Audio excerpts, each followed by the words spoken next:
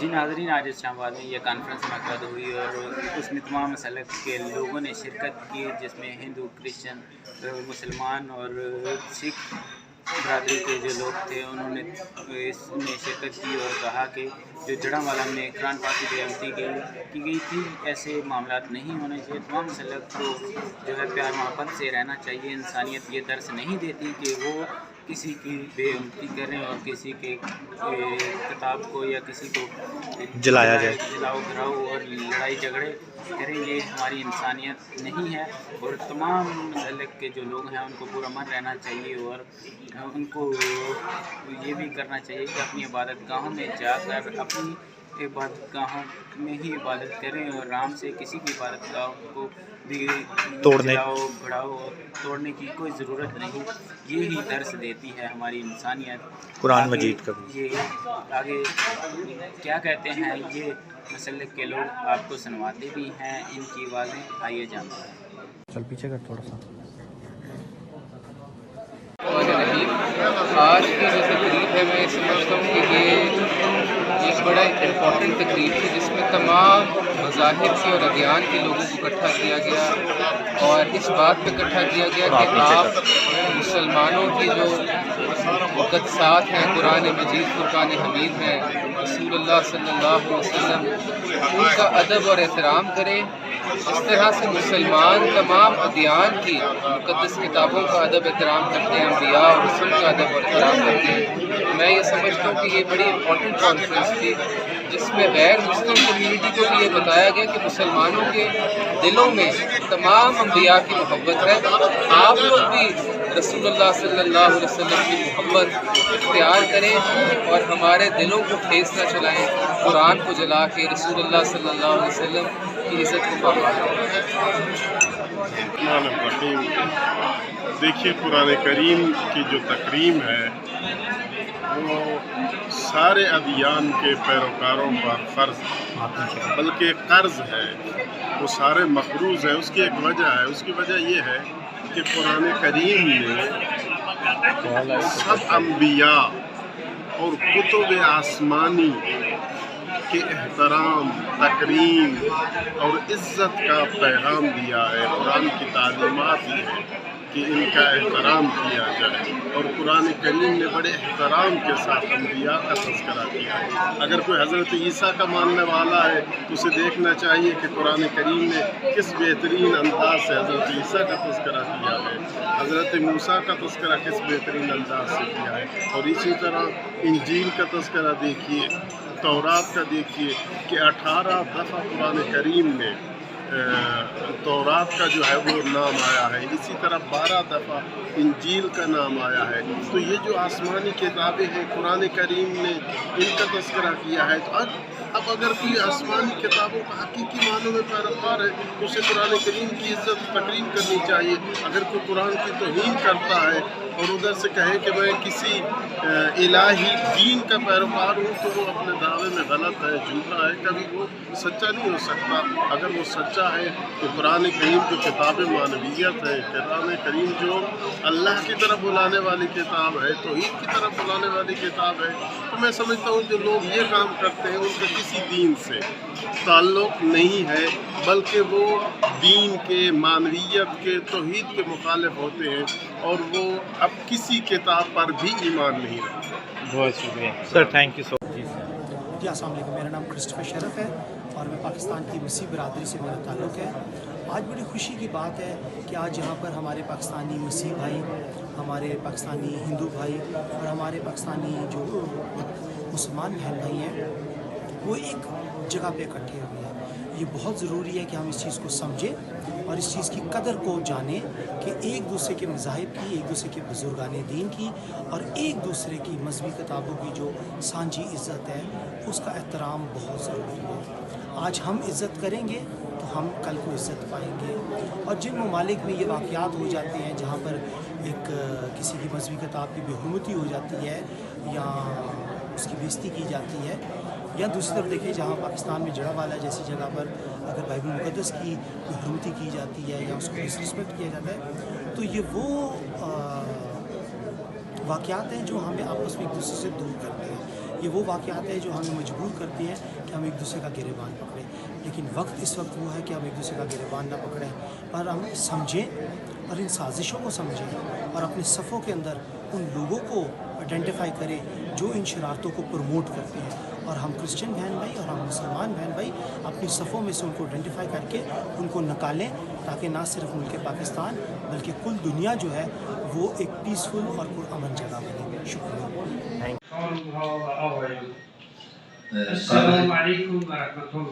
काबिल कदर उलमाए किराम, फुज़ला, सामीन मोहतरम और मोहतरम ख़वातीन व हज़रात, अस्सलाम वालेकुम।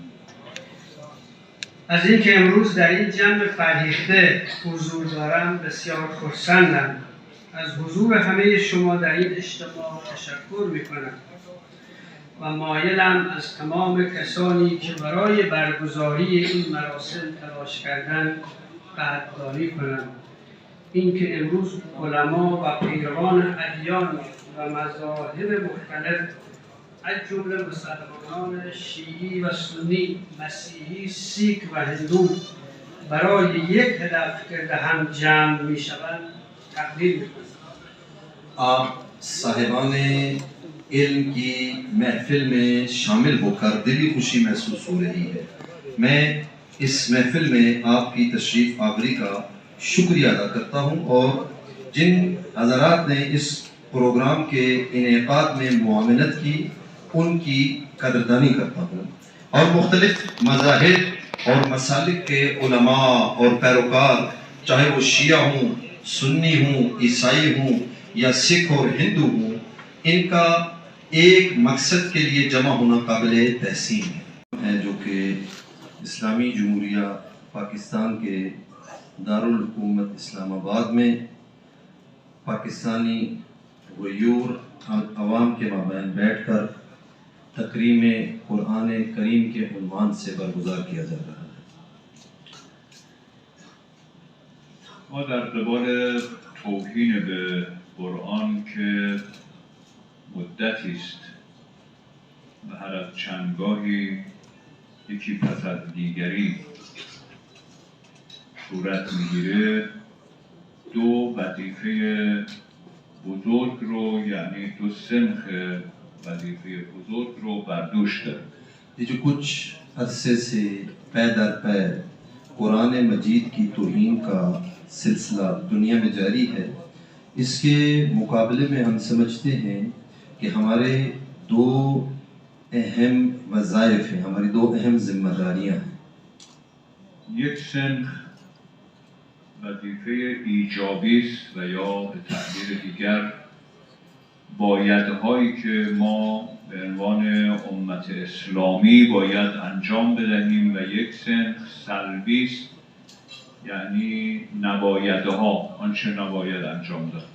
یہ دو ذمہ داریاں ہماری ایک اسلامی امت ہونے کے ناطے سے، ایک یہ ہے کہ کچھ ایسی ذمہ داریاں وہ ہمیں یہ تعلیم قرآن مجید فرقان حمید سے ملی اور رسول اللہ صلی اللہ علیہ وسلم کی سیرت مبارکہ کو پڑھ کے ملی، جو آپ نے چارٹر آف مدینہ میں پہلا وہ قانون لکھا جس میں مسلمانوں کا اور غیر مسلموں کا معاہدہ ہوا، اور اس میں یہ واضح طور پہ بتا دیا کہ تمام اسلامی ریاست میں رہنے والے، چاہے وہ مسلمان ہیں یا غیر مسلم، ان کی جان، ان کی مال، ان کی عزت، ان کے گھر، ان کی عبادت گاہیں سب محفوظ رہیں گے، irrespective of race, color, religion اور any social status. جو مجھ سے قبل گفتگو ہو رہی تھی، میں اسی بات کو آگے بڑھاؤں گا کہ اسلامی ریاست وہ قانون بناتی ہے، وہ مسلمانوں کو ایک شعور دیتی ہے کہ ہم نے تمام دیگر ادیان کا بھی ادب اور احترام کرنا ہے، ہم نے تمام انبیاء اور رسل کا، تمام آسمانی کتابوں کا احترام کرنا ہے. لیکن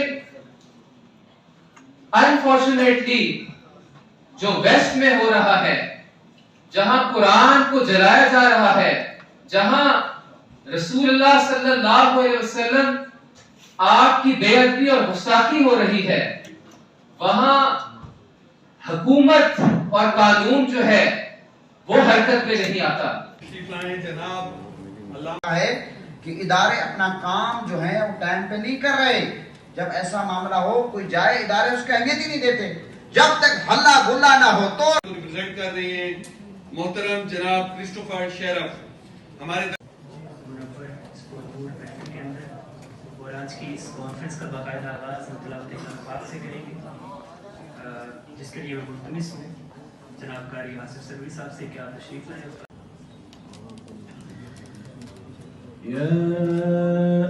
میں اپنے چند مہمانان گرامی کو اسٹیج پہ دعوت دینے جا رہا ہوں۔ آج کے مہمان خصوصی کانفرنس کا باقاعدہ آغاز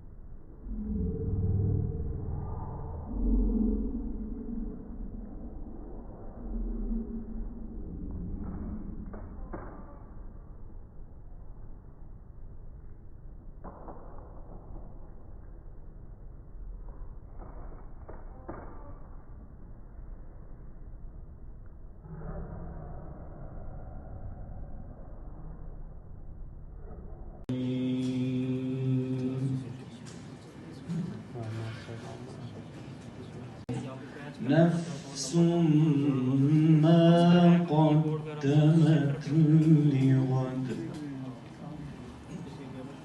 جو اہداف ہیں ان کو پورا کرنے کے لیے اور بالخصوص توہین قرآن کو روکنے کے لیے جو ہے وہ ثمرآور ہو۔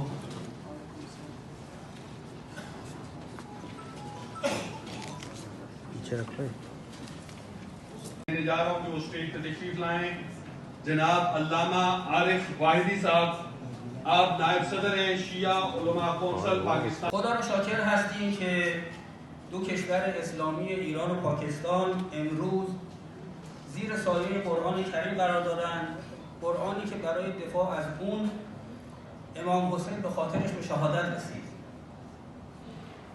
و ثانیاً اینکه شرکت کنندگان در این گردهمایی نسبت به حطاکی و اهانت به ساحت قرآن کریم و اماکن دینی و مذهبی محکومیت شدید خودشون رو اعلام میکنن و انزجار خودشون رو ابراز میکنن۔ آج ہم خدا کا شکر ادا کرتے ہیں کہ یہ دونوں ممالک اسلامی جمہوریہ ایران اور پاکستان قرآن کریم کے سائے تلے سرگرم عمل ہیں، اور یہ وہ قرآن کریم ہے کہ جس کی حرمت کے لیے امام حسین علیہ السلام نے اپنی جان قربان کی ہے۔ اور آج کا اجتماع اس توہین کی مذمت کے لیے اور ایسے اقدامات کو روکنے کے لیے بھرپور طور پہ جو ہے وہ اپنے غم و غصے کا اظہار کرتا ہے۔ باز هم تشکر میکنم از حضور گرم و صمیمی همه شما عزیزان و انشالله که امروز جلسه مفید و مثمر ثمر رو انشالله داشته باشیم. السلام علیکم و رحمت الله۔ مجلس خبرگان رہبری جمہوریہ اسلامی ایران کے بغیر کسی توقف کے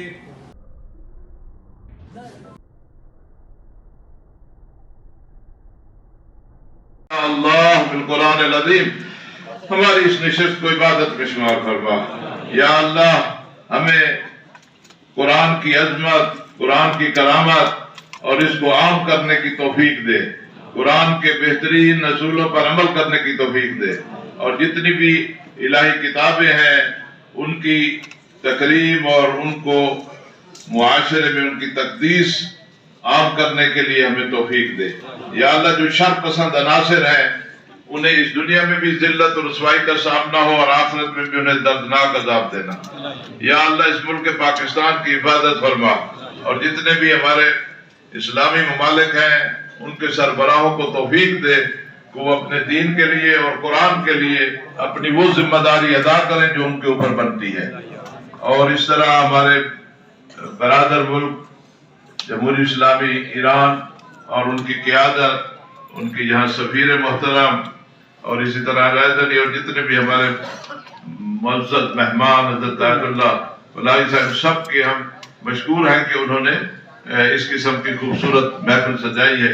اللہ اس کا انہیں بڑا اجر دے، اور اللہ تبارک و تعالیٰ سے دعا ہے کہ ہمیں متحد رہنے کی توفیق دے اور اسلام کی صحیح تصویر جو ہے وہ اپنے جوانوں تک پہنچانے کی اور جوانوں کو اسلام اور دین سے ناز بنانے کی توفیق دے.